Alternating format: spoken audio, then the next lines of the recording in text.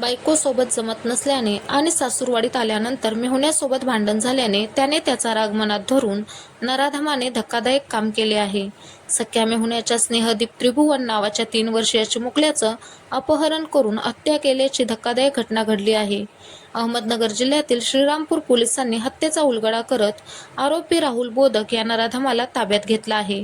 या घटनेने श्रीरामपूरसह अहमदनगर जिल्ह्यात खळबळ उडाली आहे. बायको नांदायला येत नाही म्हणून वैजापूर येथील राहुल बोदक हा 8 दिवसांपूर्वी श्रीरामपूर तालुक्यातील नायगाव येथे सासूरवाडीला आला होता. तेथे मेहुण्याशी म्हणजेच बायकोच्या भावाशी वाद झाल्यानंतर भांडणाचा राग मनात धरून आरोपीने मेहुण्याचा मुलगा स्नेहदीप त्रिभुवन याचे अपहरण केले होते. या संदर्भात 6 सप्टेंबर रोजी श्रीरामपूर तालुका पोलीस ठाण्यात आरोपी राहुल बोदक याच्या विरोधात अपहरणाचा गुन्हा दाखल करण्यात आला होता. पोलिसांनी वैजापूर तालुक्यातून आरोपीला ताब्यात घेतल्यानंतर आरोपीने चिमुकल्या मुलाची हत्या केल्याची कबुली दिली. मात्र मृतदेह नेमका कुठे फेकला याबाबत विचारणा केली असता आरोपी राहुल उडवाउडवीची उत्तरे देत होता.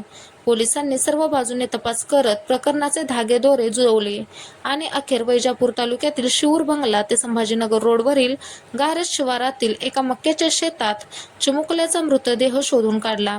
नराधम आरोपी राहुल बोदक याने स्नेहदीप याला तोंड दाबून मारल्याची कबुली पोलिसांना दिली आहे.